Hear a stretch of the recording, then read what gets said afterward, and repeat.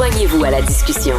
Appelez ou textez le 187 Cube Radio 1877-827-2346. Bon, on s'en va dans un sujet très, très différent. On a vu dans le journal hier que beaucoup de gens constatent que des hommes portent maintenant en bandoulière ce qu'autrefois on portait des sacs bananes, si je me souviens bien, c'était comme ça qu'on les appelait, les bandanas. Après ça, ça s'est mis à se porter sur le torse et là, il y a les sacs qui sont, comme on appelle communément, des man purse, donc c'est une sacoche pour hommes, c'est rien de bien compliqué. Mais c'est vrai que la forme, en tout cas des photos qu'on voyait, c'est vrai que ça a une forme qui permet effectivement de mettre quelque chose à l'abri des regards. Et les policiers pensent que parfois, ça peut être un endroit pratique pour cacher une arme de poing. Alors, on en discute avec un ancien policier de la Sûreté du Québec, propriétaire du groupe Vigitech, Paul Laurier. Bonjour, M. Laurier. Bonjour. Bonjour. Dites-moi, est-ce qu'en tant qu'ancien policier, ce genre d'accessoires-là, le mot se passe dans les forces policières pour dire « Oups, ça, surveillons les gens qui portent ça parce qu'ils pourraient souvent sortir un fusil ». En fait, c'est le prétexte, c'est pas nouveau. Là, on a un jugement, la juge, puis là, dans l'article, on va dire que bon, les juges s'entendent pas. Il faut comprendre que dans ce dossier-là, la juge, qui est une ancienne procureure de la Couronne fraîchement nommée, là, je pense qu'elle est nommée début 2024, elle est à ses premières armes. Dans le fond, ce qu'elle dit dans son jugement, c'est que c'est pas juste la pochette, c'est pas juste le sac banane ou le man purse ou quelconque accessoire. Ce qui la dérangeait le plus, c'était de dire, ben, quand je regarde la vidéo, quand je regarde les notes du policier, quand je regarde sa déclaration, ben, ça, pour moi, ça concorde pas. Donc, elle a rejeté la saisie de l'arme. L'arme, évidemment, est confisquée, la drogue est confisquée. Ça fait ça de moins sur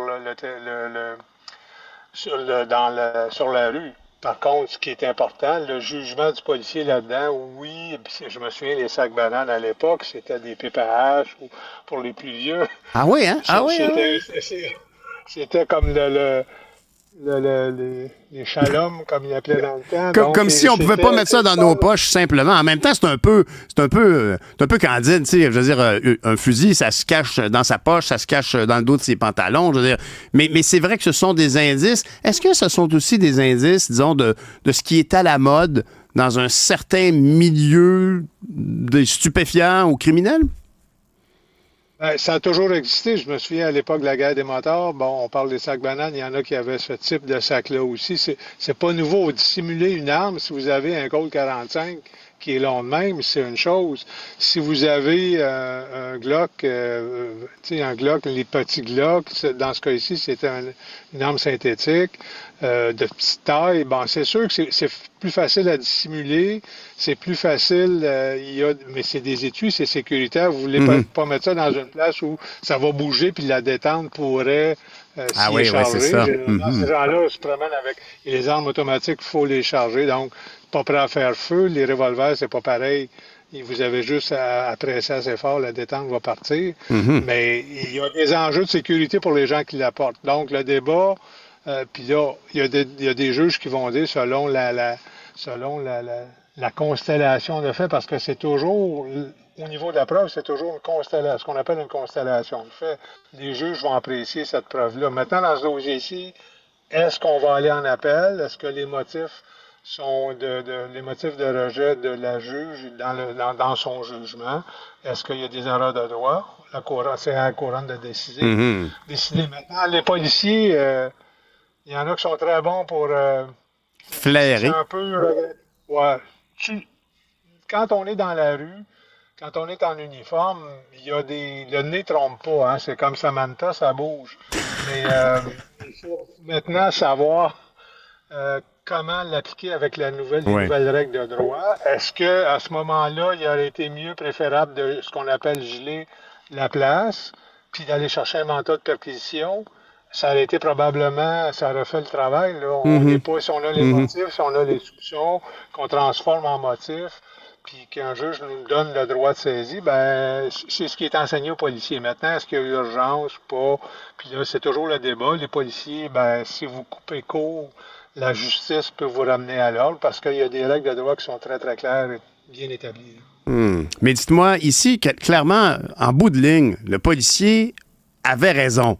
C'est juste que son instinct était basé sur une information que la juge ici a jugée pas suffisante pour justifier l'intervention. Mais la question qui est... Oui, elle a justifié l'intervention. Maintenant, elle ne retient pas comme la saisie est illégale.